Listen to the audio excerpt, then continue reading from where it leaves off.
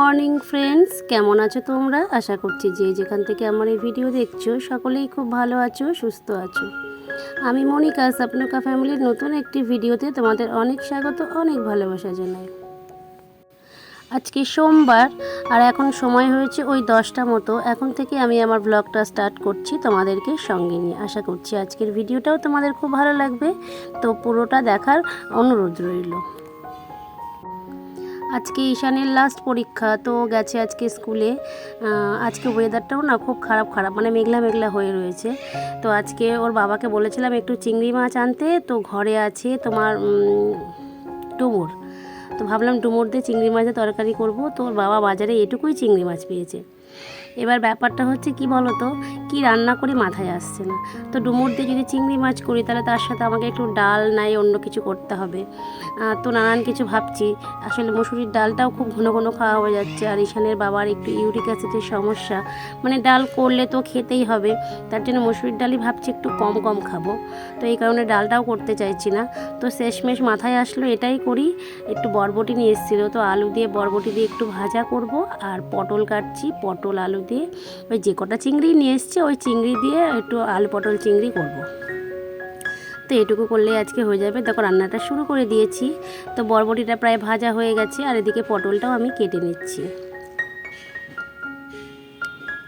তারপরে দেখো কালকে যেহেতু জন্মদিনের রিচ খাওয়া হয়েছিল, তো এই কারণে ডাল খেতে ইচ্ছে হচ্ছিলো, কিন্তু কিছু করার নেই। ডাল করলে অন্য কিছু না করলে ও খাবে কী দিয়ে, এই একটা সমস্যা।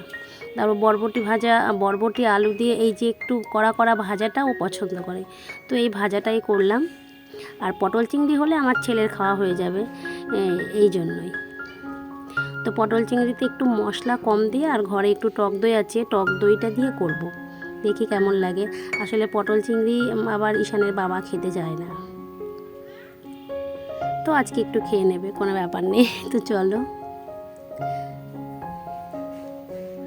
তো দেখো চিংড়ি মাছ কটা কিন্তু একদমই অল্প, তো কিছু করার নেই, এই কটা চিংড়ি দিয়ে আমি পটল চিংড়ি করে ফেলবো। আর আজকে কি প্রচণ্ড গরম পড়েছে, কি বলবো, মানে সেই মেঘলা হয়ে রয়েছে, বৃষ্টি হচ্ছে না, একটা ভ্যাপসা গরম, প্রচণ্ড গরমে কষ্ট। তারপর সকাল ওই 6:30 থেকে মোটামুটি 10টা পর্যন্ত কারেন্ট নেই। তো ঈশানকে ওর বাবাকে বলেছিলাম সকালে 9:45টার দিকে যে ঈশানকে না স্কুল থেকে নিয়ে চলে এসো। যদি ওদের স্কুলে কারেন্ট না থাকে তাহলে বেচারা খুব কষ্ট পাবে গরমে, এমনি গরম সহ্য করতে পারে না। তো মানে 9:45টায় কথা হলো, আর দেখছি 10টার সময় কারেন্ট চলে এসছে। তার বাবাকে আর বললাম আনতে হবে না, তাহলে স্কুলে থাক। তো ঈশান যখন স্কুল থেকে বাড়ি এসছে ও বলল মা আমাদের স্কুলে কারেন্ট ছিল। তখন যাক ভালো হয়েছে। আর ওদের স্কুলে কি বলতো, কারেন্ট থাকলেও ফ্যানগুলো প্রচণ্ড আস্তে আস্তে ঘুরে, বাড়ি এসে মাঝে মাঝে খুব গরম লাগলে খুব চেঁচিয়ে টেঁচিয়ে উঠবে, স্কুল যাব না, ফ্যানগুলো ঘুরেই না, হাওয়া লাগে না, মানে এইরকম ও গরম সহ্যই করতে পারে না। তো চলো পটলটা ভাজা হয়ে গেছে, মাছটাও ভাজা হয়ে গেছে, এবার আর আলু কটা ভেজে নেব।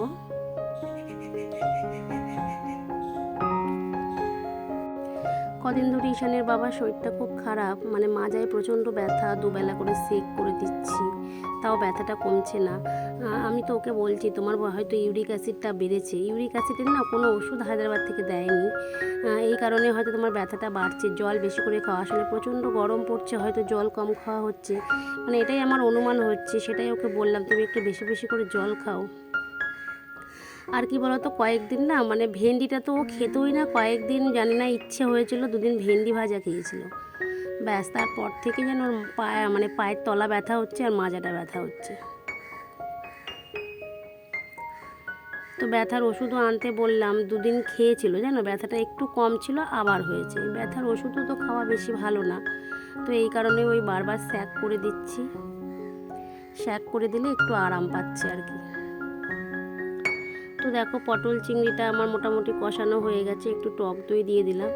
আসলে ঘরে টক দই পাতা থাকলে অনেক সুবিধা হয় বলো, রান্না বান্নায় যে কোনো একটু রান্নায় টক দই দিলে বেশ স্বাদটা একটু অন্যরকম হয়। তো কি বলো তো, মাঝে মাঝে ছেলের জন্য মানে 250 করে দুধ নেওয়া হয়, 1 পোয়া করে। তো মাঝে মাঝে যেদিনকে মাংস হলো বা যেদিন নিমন্ত্রণ হলো সেদিন তো ও আর দুধ খায় না, তো এই কারণেই দুধ যেদিন থেকে যায় একটু দই পেতে নিই। তো দইটা পাতা থাকলে শুধু দইও খেতেও ঈশান ভালোবাসে, বা শুধু দই থাকলে আমারও ভাত খাওয়া হয়ে যায়, আমিও দই দিয়ে ভাত খেতে ভালোবাসি। তো এই কারণে দইটা পেতে রাখি। তারপরে অনেক রান্না বান্নাতে একটু দই দেওয়া যায়, এই আর কি। তো দেখো সবার লাস্টে রান্না হয়ে গেলে বাসন টাসন মেজে এদিকে ভাতটা বসিয়ে দিয়েছিলাম, গ্যাসটা সব মোছাই হয়ে গেছে, শুধু ভাতটা উপর দেব। ও দাদু চলে আসবে এখনই, মোটামুটি 1টা-1:30টার মধ্যেই বাবা চলে আসে।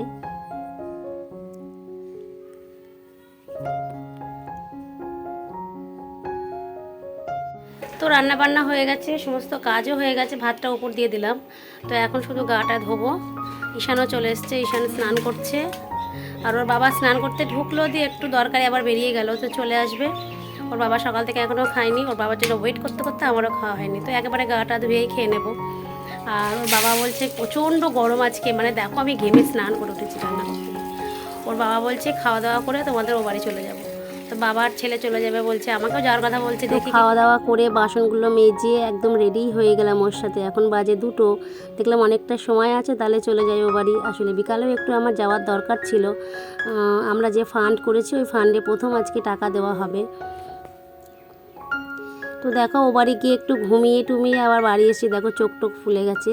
এবার বাড়ি নিয়ে চলে আসলো, কারণ সন্ধ্যা দিতে হবে, সন্ধ্যাবেলায় কোথাও থাকা যাবে না, এরকম একটা ব্যাপার। তো ঈশানও পরে বাড়ি চলে এসছে। তো আজকে একটা পার্সেল এসছে ফ্লিপকার্ট থেকে, একটা পার্সেল অর্ডার দিয়েছিলাম, সেটাই আজকে এসছে, কাকিমার কাছে ছিল, ওটা এসে চুট্টু দিয়ে গেল। তো এটা কি বলো তো, এটা হচ্ছে বিছানার মানে সে ওয়াটারপ্রুফ কভারগুলো আর কি। তো এটা অনেক দিন থেকে নেব একটু ইচ্ছা ছিল। তো যেহেতু তোষকটা বানিয়েছি, এখন যদি একটু জল টল বিছানায় পড়ে তাহলে তো কী অবস্থা হবে, তো এই কারণে এটা আর কি নিয়ে নিলাম। তো ওটা পাতার পরে সন্ধ্যাবেলা ঈশানের আজকে একটু বায়না, পরীক্ষা হয়ে গেছে, অনেকদিন থেকেই বলছিল একটু ফুচকা খেতে যাব। তো ওকে নিয়ে গেলাম একটু ফুচকা খাওয়াতে, আমিও একটু খেয়েছি। তারপর ওখান থেকে লক্ষ্মীর পার্লারে গেলাম। এবার পার্লারে গেলে আমার ছেলে প্রচণ্ড দুষ্টুমি করে, দেখো রিং লাইট জ্বালিয়ে কাঁচি টাইচি নিয়ে যাচ্ছে তাই কাণ্ড। তো কিছুক্ষণ সময় কাটিয়ে তো আমরা চলে এলাম। তো আজকের ভিডিওটা আমি এখানেই শেষ করছি, আবার দেখা হবে কালকে নেক্সট একটা ভিডিও নিয়ে। ততক্ষণ সবাই ভালো থেকো, সুস্থ থেকো, আর ভিডিও দেখে ভালো লাগলে লাইক করে কমেন্ট করে দিও।